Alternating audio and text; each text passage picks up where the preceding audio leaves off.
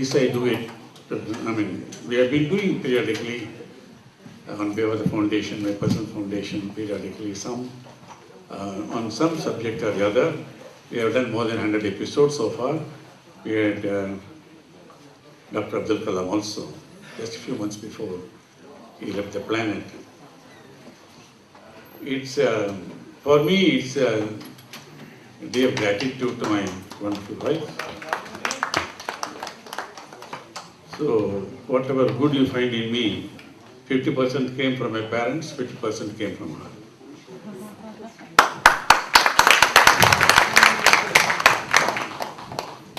That's my own soul satisfaction. Plus, some people, when a lot of people remember her for her goodness, and then question of she is able to inspire many with her own qualities of humanity, kindness, compassion, and hospitality. Now, I was just going through a book on biocentrism. Biocentrism, it's a very long passage, but I'm going to give a few sentences. It has stirred up a lot of interest among the scientists and spiritual masters also. The notion life does not end when the body dies and can last forever. It's not a spiritual, I'm talking about a science. The author of the publication is scientist Robert Lanza. He's an expert in regenerative medicine.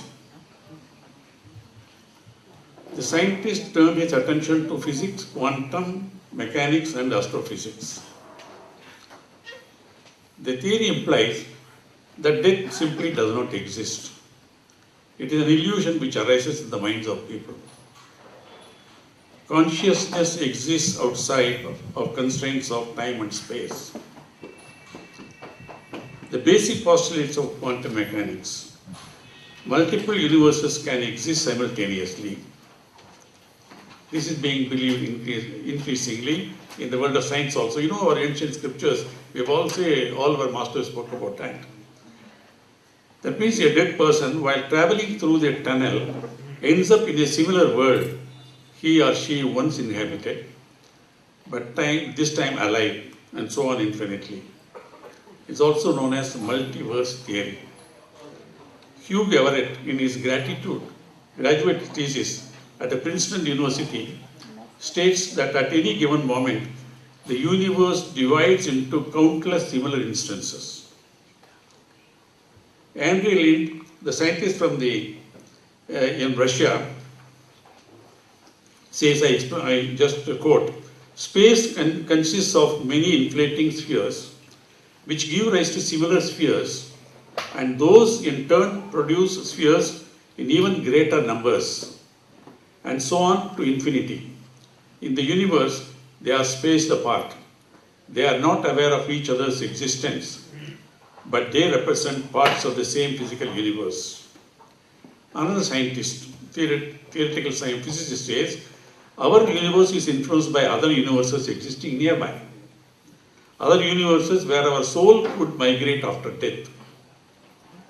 According to another great scientist, the human brain is the perfect quantum computer, and the soul or consciousness is simply information stored at the quantum level.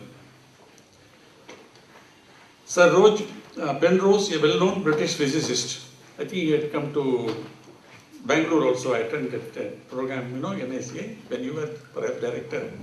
Expert in mathematics from Oxford, supports the theory and claims to have found traces of contact with other universes. The scientists are developing a quantum theory to explain the phenomenon of consciousness. These elements are located inside protein-based microtubules, carriers of quantum predictors like this. I'm just trying to kindle your interest in the subject, but it's very closely to what our ancestors, rishis, munis have been telling now. Now, what is death? If death means just leaving the stage long enough to change costume and come back as a new character, would you slow down or speed up? You can shed tears that she is gone, or you can smile because she has lived. You can close your eyes and pray that she will come back, or you can open your eyes and see all she has left. Your heart can be empty because you can't see her, or you can be full of the love you shared. You can turn your back on tomorrow and live yesterday, or you can be happy for tomorrow because of yesterday. You can remember her only that she is gone, or you can cherish her memory and let it live on. Be empty and turn your back, or you can do what she would want. Smile, open your eyes, love, and go on. I want to close this item by quoting Jalaluddin Rumi. As stone I died and rose again as a plant. This is what, as you know, as plant I died and rose as an animal. I died an animal and was born a man. Why should I fear? What have I lost by death? Now, this is somewhat related to the outer space, from inner space to the outer space. So I just wanted to mention a few sentences more. Our own Dr. Abdul Kalam said, look at the sky. We are not intelligent, life is less so. Some say it has yet to appear on planet Earth. Carl Sagan, the American astronomer, cosmologist, says, who are we? We find that we live on an insignificant planet. Of a humdrum star lost in a galaxy, tucked away in some forgotten corner of a universe in which there are far more galaxies than people. The cosmos is all that is, or ever was, or ever will be. Our feeblest contemplations of the cosmos stir us, and there is a tingling in the spine. Socrates said, man must rise above the earth, to the top of the atmosphere and beyond, for only thus will he fully understand the world in which he lives. Do there exist many worlds, or is there but a single world? This is one of the most noble and exalted questions in the study of nature. There is only one corner of the universe you and I can be certain of improving, and that is our own self. This is by Aldous Huxley. Our own Satya Sai Baba says, I quote, look out into the universe and contemplate the glory of God. Observe the stars, millions of them, twinkling in the night sky, all with a message of unity, part of the very nature of God. Dalai Lama said, I find hope in the darkest of days and focus in the brightest. I do not judge the universe. So the universe is full of magical things, patiently waiting for our wits to grow sharper.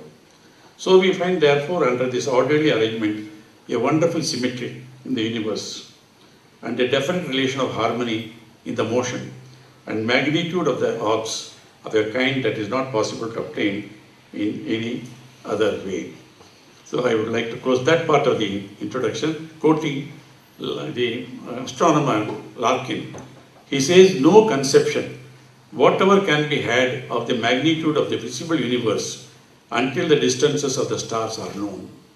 None of the millions of human beings that have lived and died knew the distance of even one star from the earth until within the last 70 years.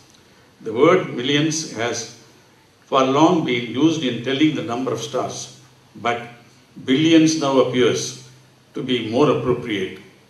Each one is a hot sun, and each may be attended in many cases by inhabited worlds. So we would never have got a chance to go outside and look at the earth. I repeat, James Lovelock says, we would never have got a chance to go outside and look at the earth if it had not been for space exploration and NASA. So we came to know. So in this wonderful, exploration of space, our great scientists, space scientists have done remarkable work winning the admiration of the whole world. Our scientists in ISRO made us all proud by making space history, by creating a new record of launching 20 satellites, including 17 foreign, including those from the USA, Germany, Canada, and Indonesia, as well as its Earth observation satellite in a single mission in 26 minutes in Sriharikota, in a crucial step to become a key player in the multi-billion-dollar space launch market. This made India the third highest in space program in the world, next only to Russia and USA. So the Prime Minister Modi hailed ISRO's feat, said 20 satellites in go. ISRO continues to break new barriers. Hearty congratulations and all that. So India's interest in space travel began in the year 1960s when scientists launched a small rocket above Kerala. Now there are so many other things. I'm not going to do that because I don't want to limit the time of our wonderful speakers here. And I would only say that, sir, we are very grateful to you, Dr. Kasturirangan. When I had a chance meeting with him in a flight at the airport, he said, yes, I will come.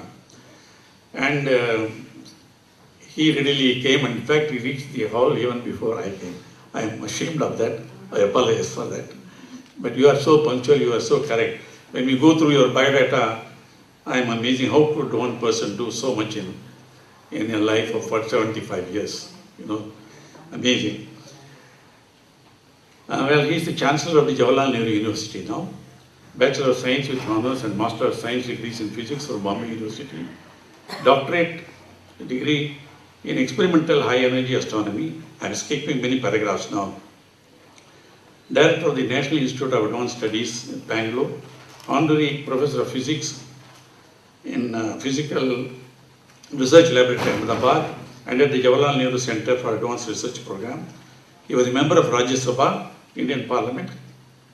Presently member Science with the Planning Commission or Niti Ayog. Okay, that feels over, it's all right. For over 9 years until 2003, he steered the Indian Space Program as chairman of the Indian Space Research Organization. Under his leadership, many great things happened. Witnessed several major milestones, successful launching and operationalization of India's prestigious launch vehicles, the Polar Satellite Launch Vehicle and the Geosynchronous Satellite Launch Vehicle, development launching of some of the world's best civilian remote sensing satellites. As an astrophysicist, his interest includes research in high energy X-ray and gamma ray astronomy. He is a member of the International Academy of Aeronautics and served as its president, member of the International Astronomical Union, and awards, how many awards? About hundreds I have got with me. I am not going to read them. He has been conferred with the highest civilian honor award of Padma Shri, then later Padma Bhushan, and thereafter Padma Vibhushan, the second highest national award by the President of India, and also award of Officer of the Legion d'Honneur by the President of the French Republic, France. So we have great pleasure in welcoming you. Now I would like to introduce what happened. Dr. Kiran Kumar and Dr. Mayaswamy Annadurai, they were very keen on coming and good friends of mine. Some very, very important development is taking place in their program, space program today. Both of them could not come, but they have sent, they say, equally eminent space scientists with us. One is Professor Somnath, an outstanding scientist grade officer in ISRO, and is currently the director of the Liquid Propulsion Systems Center at Thiruvananthapuram. He was associate director projects of Vikram Sarabhai Space Center, expert in the area of systems engineering of launch vehicles, made contributions in PSLV and GSLV in their overall architecture, structural designs, deputy director of structures entity in PSSC during 2012, responsible for all the structural design analysis, etc., has made a significant contribution to the detailed engineering of LB M3 and deputy director, project director of GSLV Mark III project, responsible for vehicle engineering and missions, like that, so many things. Joined ISRO in PSLV project during the early development space, responsible for the mechanisms and pyrotechnics systems in the vehicle, recipients of Space Gold Medal from Astronautical Society of India, ISRO Merit Award, Performance Excellence Award, Fellow of Indian National Academy of Engineering, etc., etc. Holds a B.Tech degree in Mechanical Engineering and a Master's degree with Gold Medal in Aerospace Engineering. He has published a number of papers, books and all that. Welcome, sir. Mr. Somnath, a great pleasure welcoming you. Then Dr. S. Venkateshwara Sharma, popularly known as S.V. Dr. Sharma. He is presently working as Deputy Director, ISRO Satellite Center, Bangalore, in charge of realization of the flight hardware. Has been working in ISRO for the last more than 30 years. contributed significantly in design, development, fabrication of satellite in various capacities, generated very high quality specifications for procurement and usage of electronic components. ISRO handed him the challenge of developing a payload element called space-grade traveling wave tube. He took up the challenge and completed the development with industry support. TWT is slated to be flown in the next GSET mission. I'm sure he is going to talk about it also. Education background, engineering graduation in electronics communication from Mysore University, master's degree from Indian Institute of Science, etc. He is one of the link for the ISRO Academia interaction in ISRO. Personal fields interest, robotics and unconventional actuators for space application, study of effect of space radiation on semiconductors, components and materials. May I request you all kindly come onto the stage.